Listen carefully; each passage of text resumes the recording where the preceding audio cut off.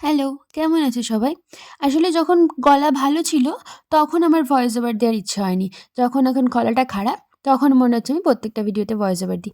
এটার থেকেও ইন্টারেস্টিং গল্প নিয়ে এসেছি। সেটা হচ্ছে এই যে কেকটা বানাচ্ছি, এটা আমার একটা ক্লাসমেটের জন্য, যার ফার্স্ট লাভ অ্যানিভার্সারির জন্য আমি বানিয়েছি। সেকেন্ড লাভ অ্যানিভার্সারির জন্যও আমি বানিয়েছি। আর ওর রিসেন্ট রেজিস্ট্রি হয়ে গেছে। আর ওর সামনে বিয়েও আছে।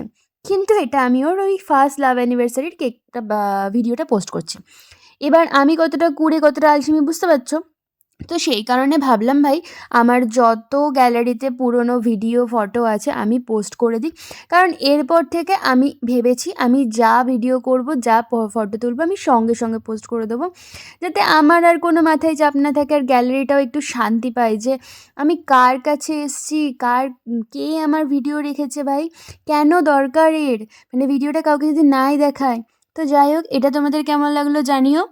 আর আমি এই কুঁড়েমিটা কি করে সরাবো আমি জানি না। আমি চেষ্টা করছি, আমি চ্যালেঞ্জের মাধ্যমে চেষ্টা করছি। তো আজকের মতো এইটুকুই। Tata, by.